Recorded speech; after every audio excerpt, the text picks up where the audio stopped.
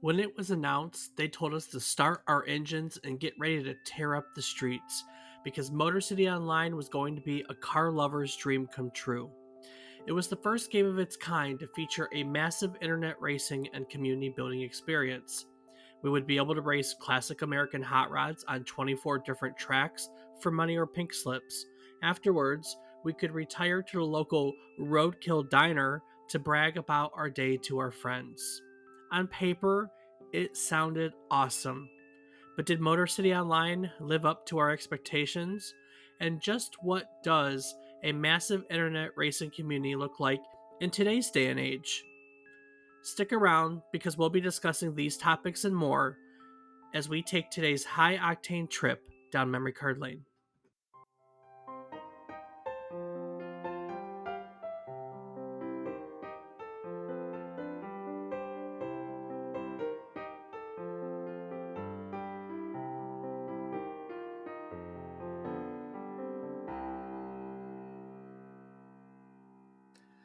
Good morning, good afternoon, and good evening. I hope these words find you well. Hello, and welcome to the 61st episode of our Video Game Nostalgia Podcast, A Trip Down Memory Card Lane. Each week, we take a look at one title relevant to the current week in gaming history, and we talk about it. While doing so, we hope to teach you something new about the game, what it took from the world as its inspiration, or what it gave back to the world in its legacy. Today, we're going to be looking back at the early racing MMO, Motor City Online, and using it as an excuse to talk about the evolution of online racing, talk about the evolution of other online MMO art racing games, actually, kind of the whole genre. So, I'm David Casson, and as always, I'm joined by my co host, who doesn't need to visit the Motor City Online because he's always in it, my brother, Rob Casson. Rob, how are those mean streets looking these days? Well, being in the Motor City, people drive fast. So you got to watch out. It's pretty scary. Are the roads still utter trash? I mean, Dave, I I, live in Michigan. Come on. I mean, I haven't been there in a minute, so. Yeah, no, the roads have not gotten any better. I mean, in here, if you don't live in New Orleans, you're in pretty good shape. I mean, they're notoriously awful in the city, but it's outside of the city, our roads are pretty good. Well, I guess just around the homestead is the worst of it. But Mhm. yeah, it's still pretty bad in other places too, especially 75. Just you hit Michigan and you know it. It's so very true. It's so true. You always know when you hit Ohio, and you always know when you hit Michigan on that trip. Yep.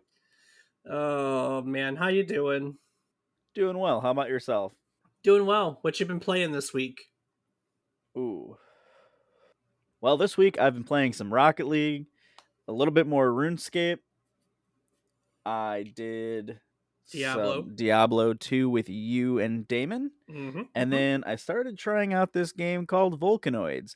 And before you ask, I have no idea. Let me play some more before I can say anything because I'm still confused as hell at the damn game. Isn't that the one with like the train thingy? Like Like a drill. like a drill train, yeah. Yeah. Yep. Yeah, I've seen that one. When it was in first came to early access, it caught my eye. In fact, I think it's on my wish list. Uh Yeah, it went on, it had a sale over the week, like last week, so I picked it up and oh, it's a lot to learn. It's a lot to take in at first, but I think I'm getting the hang of it. So, I missed it. Yeah, that's like this base building game where you're like on a volcanic island and you operate giant drills and yeah. Uh, yep, I've cut it close quite a few times with them eruptions. Interesting. Interesting. Oh, well, How about um yourself? What have you been playing? Rocket League and Diablo are always on there. I finished that little indie mystery game 12 minutes, and I don't think I've played anything else all week. I can't recall playing anything else this week at all. Oh well. Yep, the usual. So yeah. We're right in the middle of game release season. What's got you excited? Well, obviously Battlefield. Yeah, we played the beta. We talked about that on a previous episode. So the beta did not diminish your excitement for the game at all. I will let everyone know that for sure. Yeah, I mean, bugs are bugs. They're gonna happen. I had a ton of fun. Yeah, that's really all that matters. That We osprey, I had a lot of fun with it. Yeah, we've never really been the kind of person that I don't think either one of us gets angry when games are buggy or not perfect. Like that's just the way it goes, you know. What else? Anything else got you excited? I mean, we got so many titles coming out soon. Well, naturally, Farming Simulator 2022. I'll never understand. And the thing of it is, I play all that type of stuff, but for some reason, I've never got into Farming Simulator, and I don't know why you're fixated on it. But go you. I mean, Oh, it's something to do. yeah, it's true. It's You very can true. just kind of kick back. Not to say that real farming isn't a fuck ton of work.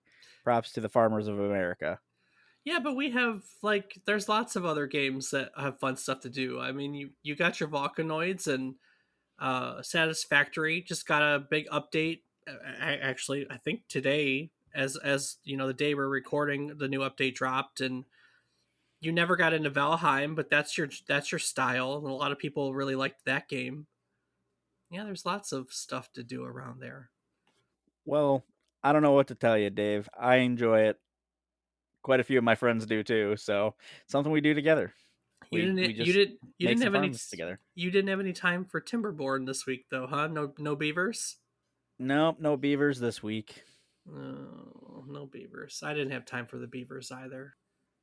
All right. They'll get theirs. You know what I did have time to do though? I caught the new Dune movie, which thumbs up. Is it nice? Glad to hear it. Well, I mean, I I enjoy the Dune books, so I'm one of those. And anytime they, turn your books into movies, there's always that worry, but they did a good job with it. And as of today, everyone's worry was they kind of ended the story because it's a big book. But as of today, they greenlit the second part, so we get to see the rest of the story, and I'm excited for that. Didn't it end like 2/3 through the book? It kind of, sort of, yeah. I mean, it ends in the middle of the story. They did a really good job with Okay. the movie. They did a really good job with the movie. Like the movie touches on enough stuff because Doom is huge. It's a lot of religion, a lot of politics. It's a deep book, and they did a really good job on touching on all that without it being overwhelming. I think the way they did it, it can appeal to a lot of more casual viewers too, and it's been getting good reviews. So I think that that's standing true. So, but yeah, they kind of ended it towards the in the middle of the story. The book is essentially two parts in a way, the way the story is told, and they told the first part of the story, and now we find out that they're going to get to tell the second part and finish this book. So that's awesome. And then maybe they'll keep going. Although the rest of the books, they all have their parts to them. But yeah, so Hmm. yay. Yay, indeed, Dave. Rob, you're a racing fan, right? Racing games, you Mm, like racing games? I've known to dabble. What kind of racing games do you like?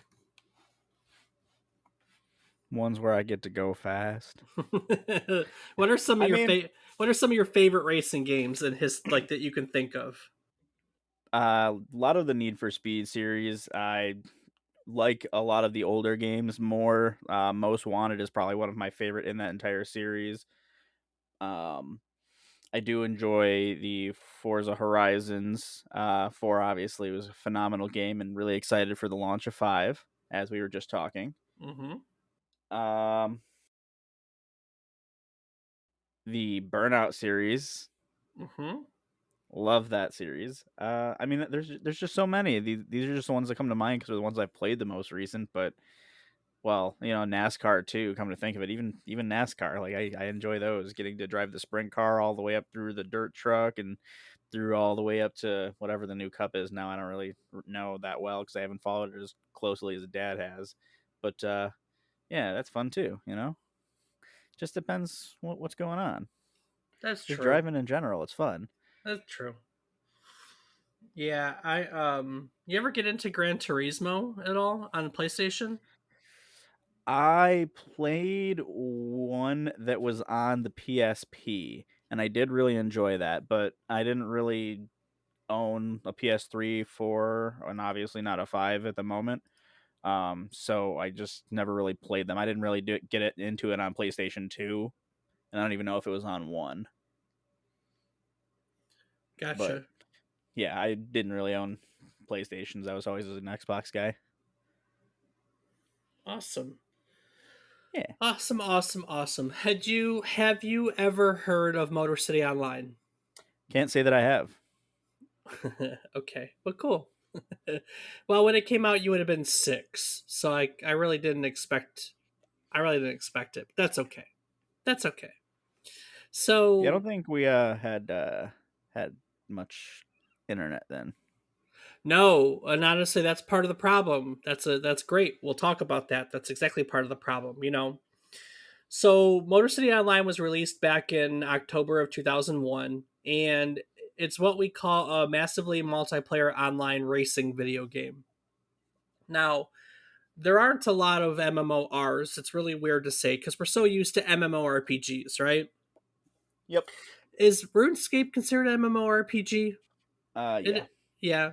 So, I mean, you play RuneScape all the time, so you're familiar with the genre. But you know, probably the most famous MMORPG is WoW, World of Warcraft, and there's lots of games like that. Like back in the day, we had EverQuest. You know, I think that was the first big one, and before that, we had Ultima Online, and which was not really an MMO, but online RPG. And yeah, so there's those MMORPGs are all over the place right now. Fallout 76 and Elder Scrolls Online, and I don't know, I'm sure I'm forgetting lots of them. Destiny, that's an MMORPG.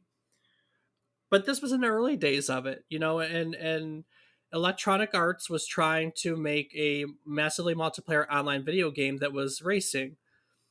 So the point of Motor City Online was to buy classic cars. They had 30 licensed cars, I think. They were mostly American muscle cars made between the 1930s and the 1970s.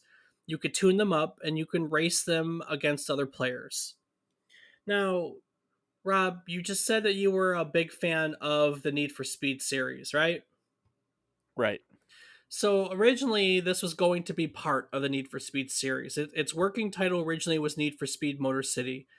And like I said, this came out in 2001, and 2001 would have, in the Need for Speed series timeline, put it between the releases of Need for Speed Porsche Unleashed and Need for Speed Hot Pursuit 2. Yeah, and so that's early because I think Need for Speed Porsche Unleashed was like the third one in the series, and Hot Pursuit 2 was the fourth one in the series. So we're talking really early in the Need for Speed series. But early Need for Speed games were really popular, you know, and this was announced in 1999. And it was really, I mean, when you go to, and you look back at the early Need for Speed games, it's really easy to see why people were excited, you know. 98 is when Need for Speed 3 Hot Pursuit. So this would have been 4 and 5 if it, Need for, yeah, 4 and 5. I just answered my question about where in the timeline they were. Um, and in Hot Pursuit, that Hot Pursuit part really added something to the Need for Speed series. You know, that pursuit mode was something unique and different that that game had prior to all of the other games. And I I remember thought that was a lot of fun. it was a lot of fun, and the early Need for Speeds didn't have it. They had police, but they didn't have a pursuit mode where the police were like the police and the helicopters and the spike strips. And like, I remember thinking how freaking cool it was that now the police were using spike strips on me, you know? Mhm. Um, and so Need for Speed 3 got a lot of traction. And then in '99, the same year this was released, you know, before they announced this, we got Need for Speed High Stakes. Do you remember Need for Speed High Stakes at all? No, I can't say that I do. Yeah, it was more like racing for pink slips in like a supercar type world. So, Ooh, that sounds cool.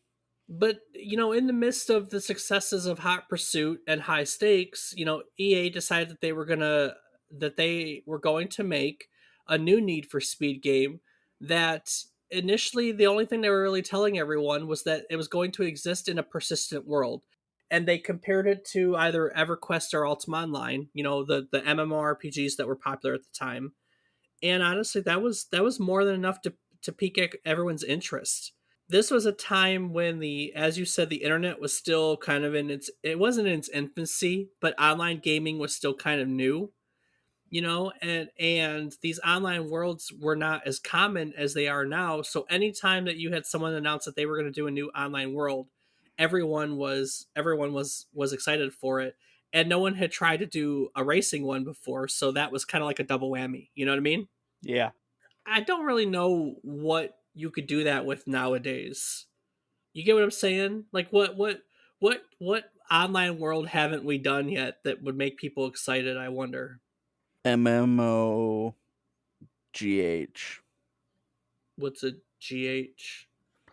Guitar Hero, baby. Oh, oh, yes, because what I really want is a giant room with a bunch of guitar players who can't really play guitar trying to one up with one another. That would be awesome. Can you imagine that? Just sitting in a room and there's like one guy who's like, okay, well anyway, here's Wonderwall, and another guy is like playing the Iron Man riff, and then this other guy's like, hey, check this out. I can play like the guy from Kansas, but he really plays a Guns N' Roses song because he has no idea what he's talking about. And then someone's playing Stairway to Heaven, I and then that's it. there's the guy who just starts ripping raining blood. I know. I know. Through the flames and fire, this guy's like, I was the best. What? That's no. That's wrong, Dave. Is it? Don't disrespect TTFAF like that. Through the fire and flames. There you go. Yeah, I've reversed it. I had to remember what I said for a second. I had to roll back that tape. Through the fire and the flames we carry on. But yeah, so you had this online world. It was going to be new and people were excited. And so the details started to trickle out. Right, you had, like I said at the beginning, 30 licensed cars from the 30s to the 70s. They were going to add more after it shipped.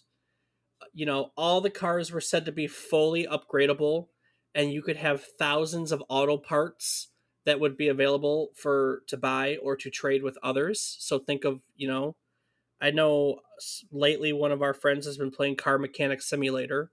So I in my mind, I kind of think of something like that. Mm-hmm. Players could buy cars and sell cars to other players. They could trade cars to other players. They could trade parts or sell parts. So you could earn parts while racing and open up your own body shop or something.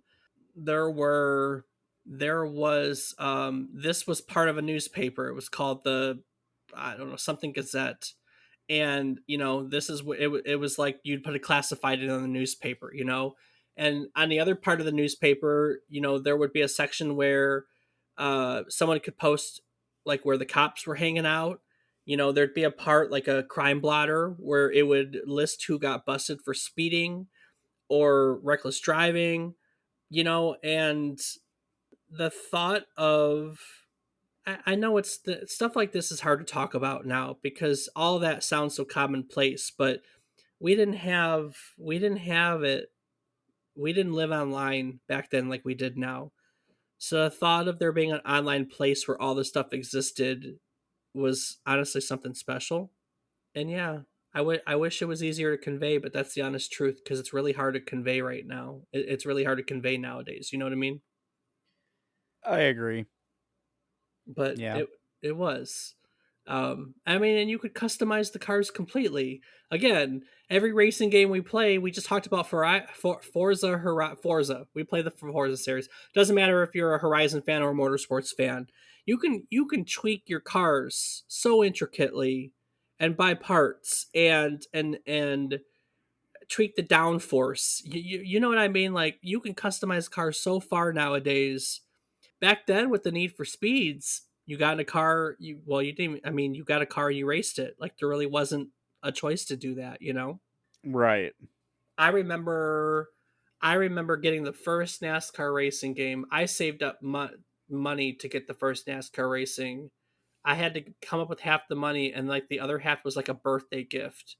And I got the first NASCAR racing made by Papyrus. I remember that for the PC. I couldn't tell you the year. 97, 95. It would have been mid 90s. mid to late 90s. And I remember on that one you could do custom setups for your race cars, and that was so cool to me. Of course, back then I had no clue. We have a dad who's a mechanic, and I never learned that stuff till I was an adult. So I would tweak that stuff and have absolutely no clue what I was doing. Not that I know much better nowadays, but I at least have an idea on what I'm doing when I'm tweaking like the camber of the car, for instance. Whoops. Right? But And here I am building a race car. Hee hee. but Just yeah, you could customize your cars completely. There were also places that you could come together with other racers. There was Roxy's Diner, there was the Roadkill Cafe, where people could come together and interact with one another. These were all a lot of really great ideas that people were excited for. And so here comes October of 2001, and the end product that we got, it really just didn't live up to everyone's expectations. This is literally an MMO. So when it came out, it was a $40 game, but it also had a $10 monthly subscription fee. There aren't a lot of games anymore that have monthly subscription fees.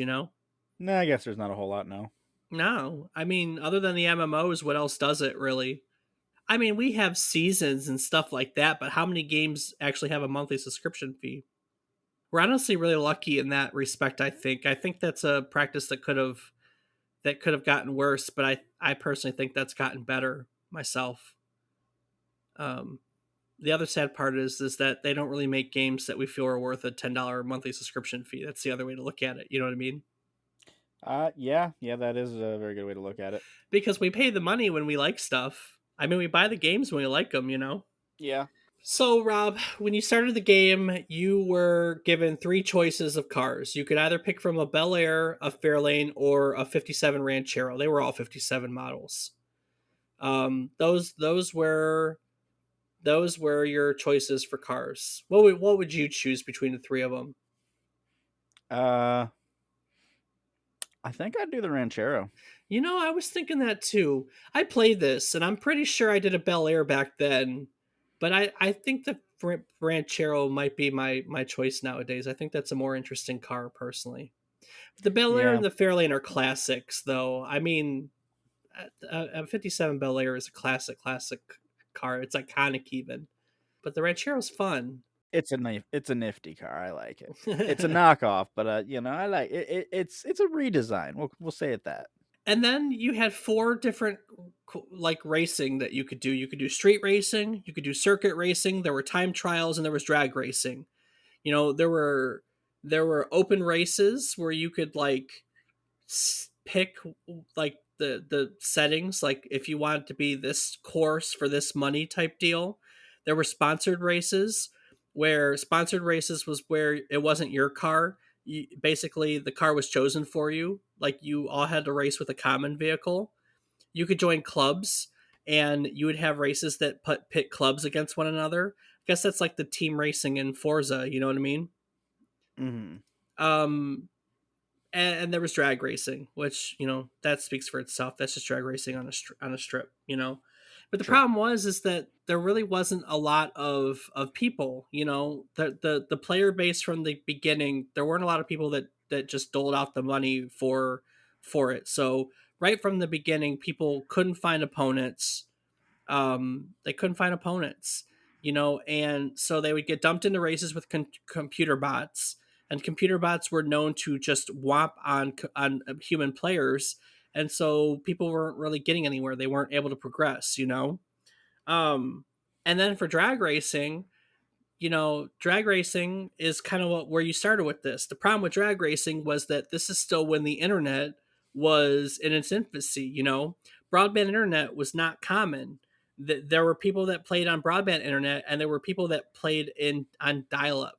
Can you imagine that? Trying to play a racing game on dial up? I cannot.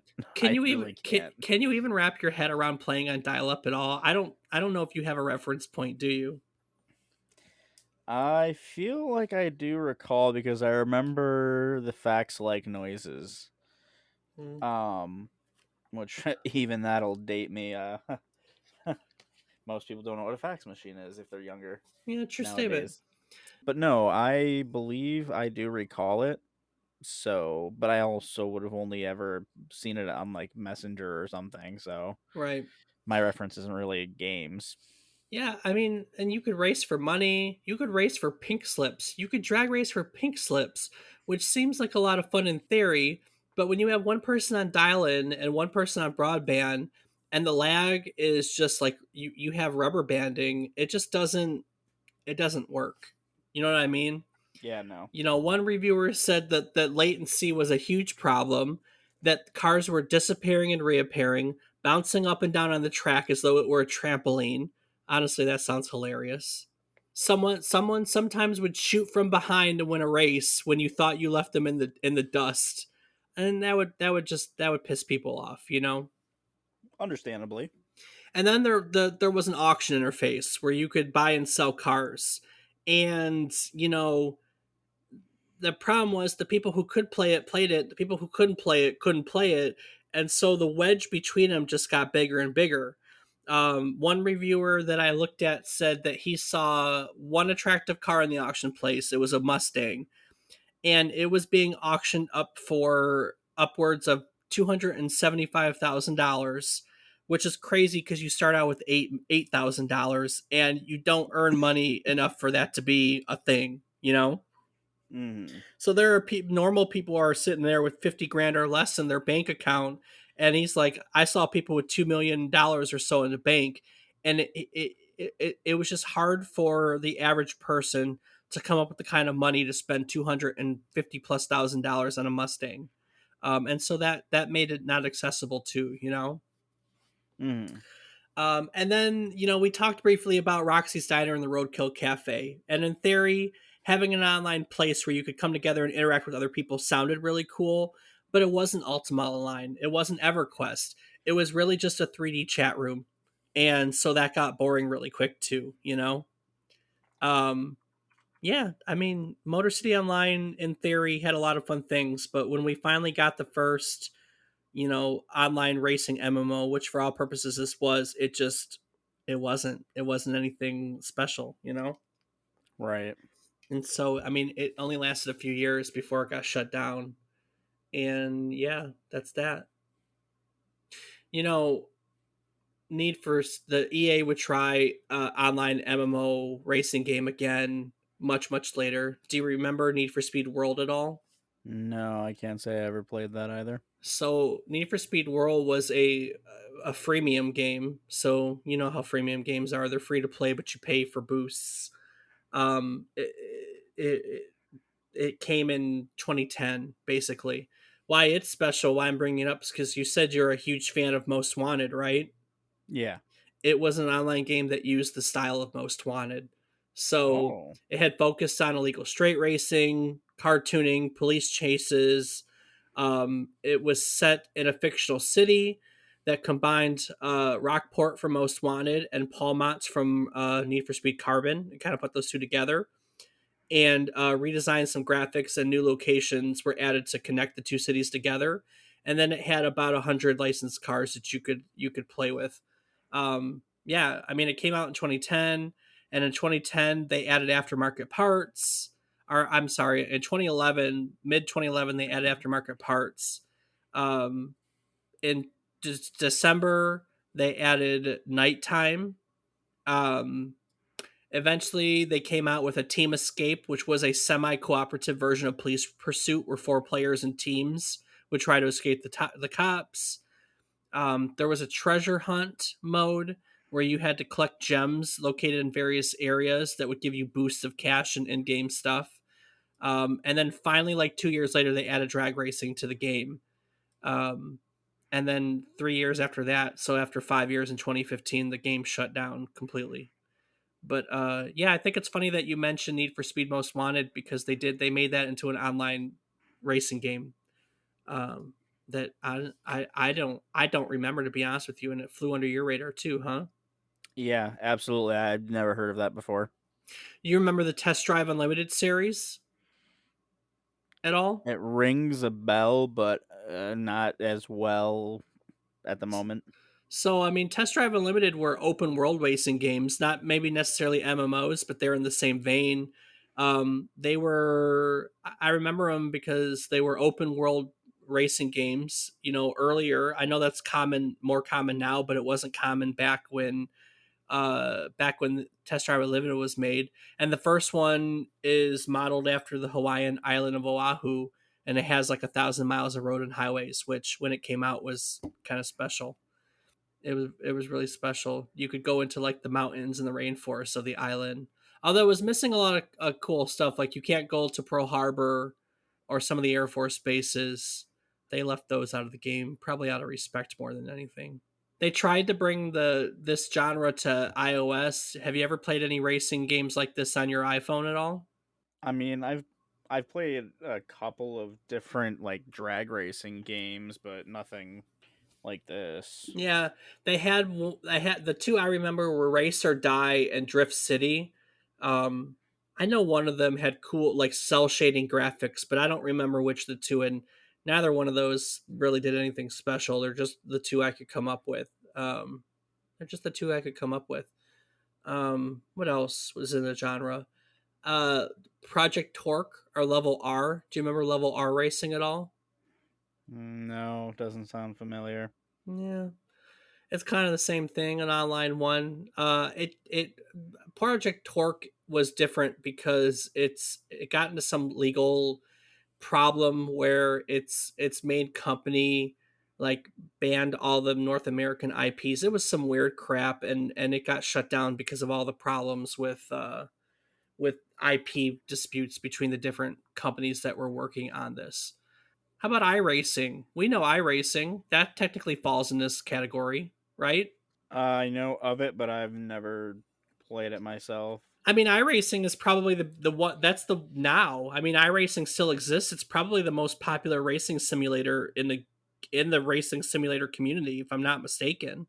For those of you who don't know, iRacing is a subscription based online racing community. Really, what makes it an MMO is that it's a persistent world that you race in. It's not like you go into an open world, but what iRacing does is it has licenses you have to maintain, and it has different categories of racing. So like there's oval racing and road racing and dirt racing, and then there's license categories of those, and they have race seasons. And in order to participate in the race seasons, you have to earn and then maintain your license. And then like the race seasons have weekly races that you have to participate in. So it's a persistent world in the sense that you have online seasons to these, and you have to maintain your status in the community, and keep your licensing and then race on a weekly basis in the community. So it's a persistent world, just not really like you go to the island and there it's that you have to keep your license and race in a weekly series. You know what I mean? Mm-hmm. iRacing has like licenses with everyone nowadays. They do NASCAR and Formula racing and dirt racing, and I know they have Ferrari licenses. And I mean, they still add tracks. They added a track like in the beginning of this year, so they're still adding to iRacing. I forgot what you pay for iRacing per month. Yeah, I forgot what you pay for iRacing per month. Do you remember? You don't remember at all. Yeah, I've never done it, so I couldn't tell you. You've never done iRacing? I would think that'd be something. Well, I guess you have to be in the mood to play that. I know iRacing's been on my radar because it's got VR capability, and I've been wanting to try it for VR. But it's like $10 a month to do the subscription. But like I said, you constantly get new tracks and new stuff. I mean, I honestly hadn't heard about it until a few months ago when Damon started playing it. So that, and then I just don't know that I would want to get something like that on a subscription because I don't play enough racing games at the moment to justify it. Yeah, it says that recently they got NASCAR Next Gen Series class cars and the Chicago Street Circuit. So Wow. they added that. They added the Red Bull Ring, Nashville Super Speedway. You can now drive a Porsche 911 GT3R. Um, they added Bristol Raceway. Um, wow, they added a lot of stuff, man. I'm looking at a list of just tires that they added to cars for cars. It's pretty detailed here. So I Wow. mean, iRacing is a big one. But yeah, I mean that's I know I'm probably missing some online, MMORs, but that's most of the genre. You know what else is really fascinating though? What's that? I looked up because Motor City Online was canceled and it was a Need for Speed game. And I didn't know where else we get a chance to talk about this, but I looked up other canceled games in the Need for Speed series, and there's some really fascinating ones here. Oh. So the first game in the Need for Speed series that was canceled was Need for Speed 64, which I guess kind of explains itself, doesn't it? Would have been a neat, Uh, it was at neat. the 64th installment. Oh yeah, not so. Um, yeah, you got it. I guess I can move on to the next one. No, Need for Speed 64 obviously was for the Nintendo 64, and it was canceled. And then EA signed a deal with Volkswagen to make a game around the new Beetle because this was about when the new Beetle was coming out. And they took the Need for Speed 64 project and they turned it into Beetle Adventure Racing. Oh. Right? There was one called Need for Speed 10 Terror 5, which obviously you can tell where this one falls in the series. But this was a concept that was pitched to EA around 2008, and the goal of the game was to answer the question: how can large-scale street racing take place in a post 9/11 U.S. city? And apparently, Oh. there's right. Apparently, there's concept art out there that depicts a group of street racers named the Terror Five, alongside mock-up of gameplay in which players hack into police cars. Hmm. So, Rob, how can large scale street racing take place in a post 9/11 US city? Uh, they are very organized. It's actually kind of insane. They're very organized. Very, very Yeah, organized. and fast. That helps. Yeah, and very fast. There was one called Need for Speed Millionaire that was canceled. Need for Speed Millionaire was going to be an online only Need for Speed that was made by Criterion sometime after the release of Burnout Paradise. Hmm. And it was supposed to basically the concept was you would have gone on an adventure with your friends after winning the lottery and it as a and then purchasing a ton of supercars. It was coined as a free burn meets Top Gear challenge type game. They eventually canceled it when they remade Need for Speed Hot Pursuit. When did they remake that? 2011, I think. We played that one together online. And there was also one called Need for Speed Edge that was canceled. This was made by EA Korea. It was supposed to be published over in China. It was going to be a freemium game. It was going to be a freemium game that really all they ever did was open the beta in 2017, and then they shut it. They really shut it down. Um, yeah, I guess it stayed open for a few years. They used the engine, the PC version from Need for Speed Rivals. Do you remember Need for Speed Rivals at all? That was an interesting one in the series. I vaguely recall it, but not as good as the as some of the other ones. Yeah, yeah, I I can't know. really think of it at the moment. Man, I remember the first Need for Speed. It was super cool to play these simulations in the beginning because, well, I mean, it was fun to play simulations. At the time, this was as close to realistic as we got, and playing realistic games, was super cool. Hmm. Now I think that we go a little over the edge with realism in video games, but that's neither here nor there. So yeah, and that, my friends, is pretty much it. I mean, there's not a lot of online racing MMOs. Uh, yeah, there's not a lot of them.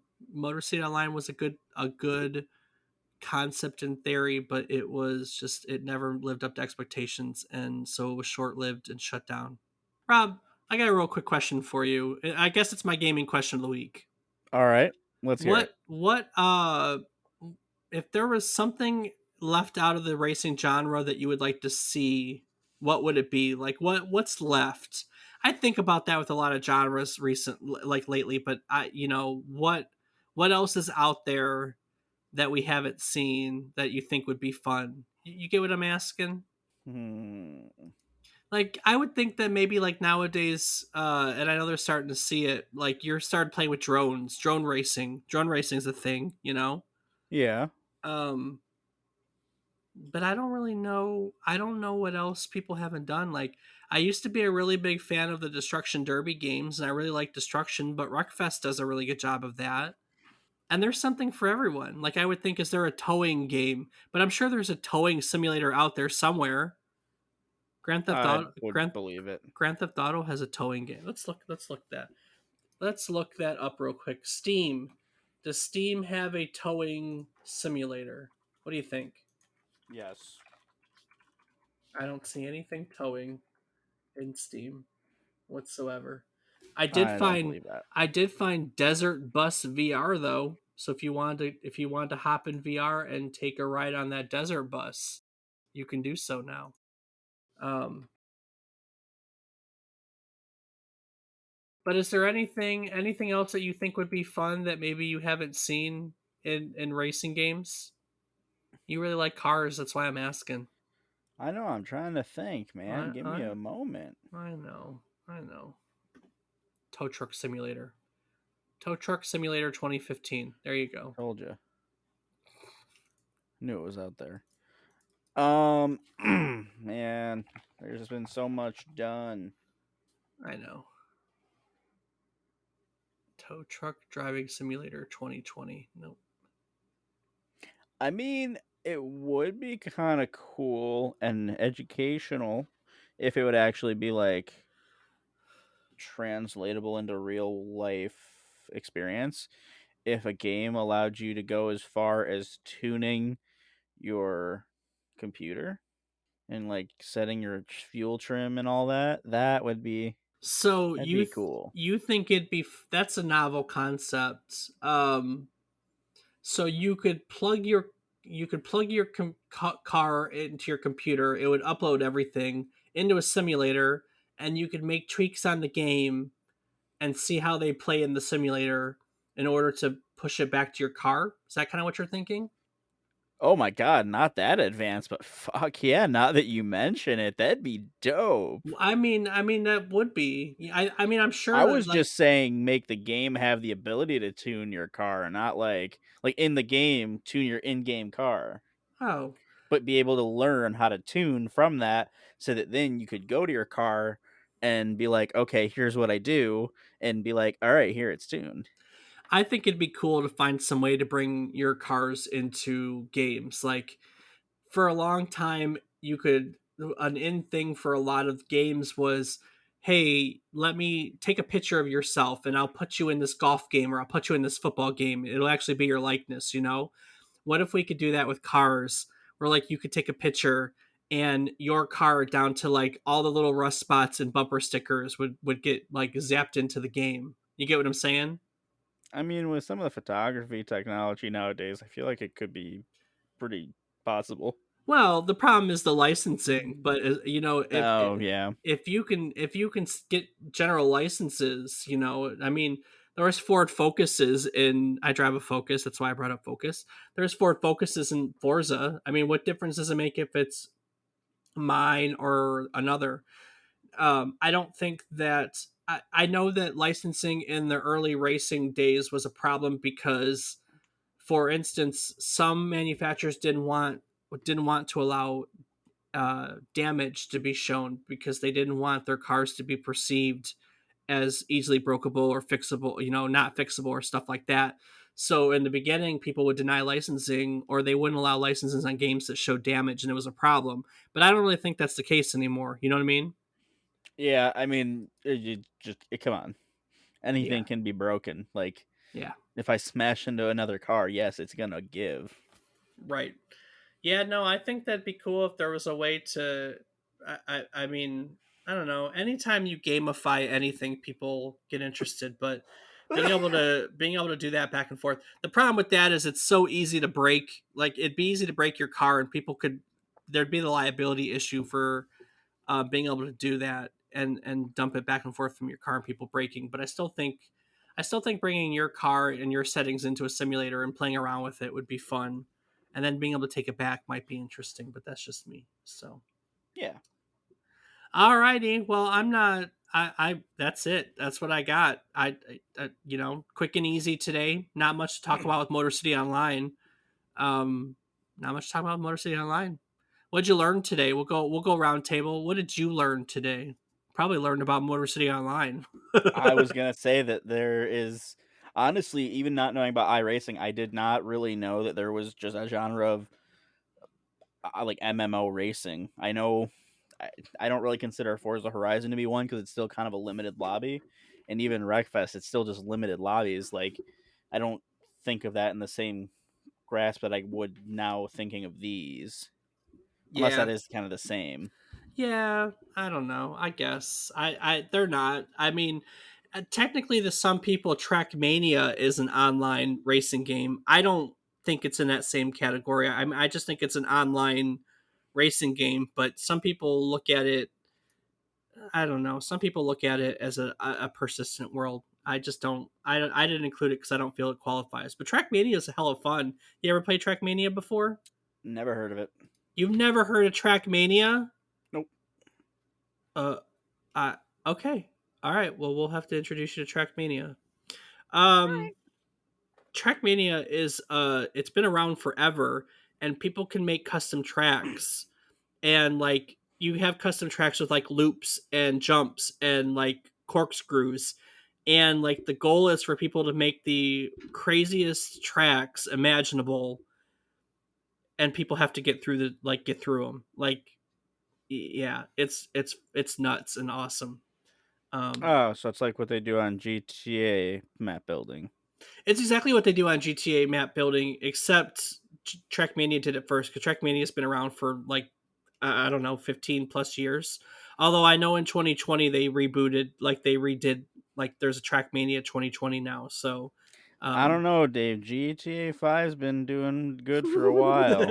It might be pretty damn close. I know I have to be careful because I it blows my mind to think that GTA 5's been around since. I mean, I bought it originally when it first came out from Xbox 360. So, and we still have it 2 generations later. But yeah, there you go. That's online racing MMOs, and you got a little primer in all of them, and you learned a little bit about canceled Need for Speed games, and that's it. That's your lesson for today. A lot of racing knowledge it was, and much in tune with the episode. It was fast. Gotcha, gotcha, gotcha. Well, I that's it. That's what I have. I'm not gonna I'm not gonna keep at it. I think I covered everything. Rob, what do you got before I take it out of here? Racing games are fun. Play more of them True. if that's your thing. If it's not, well, hopefully you find something else you like. True enough. Anything else you want to add? Oh, is this my wrap up? Wrap up. Yeah, I mean, I didn't. Yeah, I mean, do your wrap up, and then I'll just take it out the rest of the way. All right. Well, as always, I want to take a moment to say thank you to everyone for listening. It's a lot of fun, whether we're doing it, whether you're listening, we hope, or just being there. It's still fun. Yep, But yeah, thank you so much for listening. I Let us know know. what you think. Well, I And did Dave, not. Dave, What? where can they let us know how they feel about us? Oh, damn it! I didn't know if you realized I skipped past it. I was gonna cut in with it. So, damn it! You got me trying to get Ha what I knew. ha. Nice try. Too slow. Oh man. All right. So if you want to learn anything or see like video or pictures about memory or not memory card, but yeah, memory card, Motor City Online or any of the other stuff, you can find it on my show notes, which we always post at www.memorycardlane.com.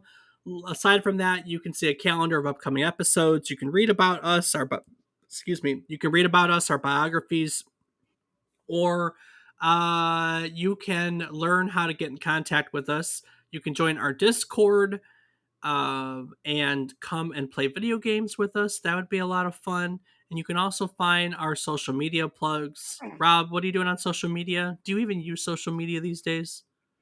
Well, I'm still working on getting my equipment together for twitch.tv/FATBOIRIPZ. So, But yeah. other than that, no, not really. So every week we advertise Rob's Twitch that he never uses, so that's cool. At least she'll know what it is when we finally get around to it. It's the Yeah. world's longest build up for a Twitch TV channel. Hey, that's what I'm good at. Well, I mean, I have one too that I don't use. It's the same as my Twitter handle, which is David_is_wrong. Yeah, that's it. I'm always wrong. So check it out. Mostly I post Rocket League stuff. But yeah. So on that note, I'm done. I'm just let's go home. You ready? We're good. We're done. Okay. Okay. All right. See you. Bye. Okay. Bye everyone. You're not gonna tell them about next week's episode? Do I have to? I think we should. All right. Well, it's a game whose advertisement stated if flying your IBM PC got any more realistic, you would need a pilot's license. Originally released in November of 1982. Yes, that's right. We're going way back to before when I was born. The first version of Microsoft Flight Simulator was a very important release early on in the simulation genre. Next week, we're gonna use Flight Simulator as a stepping stone to talk about all the early flight sim games, Microsoft's Sublogic, F-15 Strike Eagle. I want to talk about a bunch of the early flight sim stuff. I had a lot of fun with it as a kid. I think it'd be fun to look back at some of it and kind of see where the genre started. So we're gonna highlight all the different ways you can fly high. Get it? Fly high Mm-hmm. from the comfort of your own home. So join us next week. Fasten your seat belts, put up your trays, and make sure that your seats are in the upright position because next week we're going to make our final descent as we take a high flying trip down memory card lane. Do the thing. Doo-doom, bop, bop, bop, bop, boo, ah.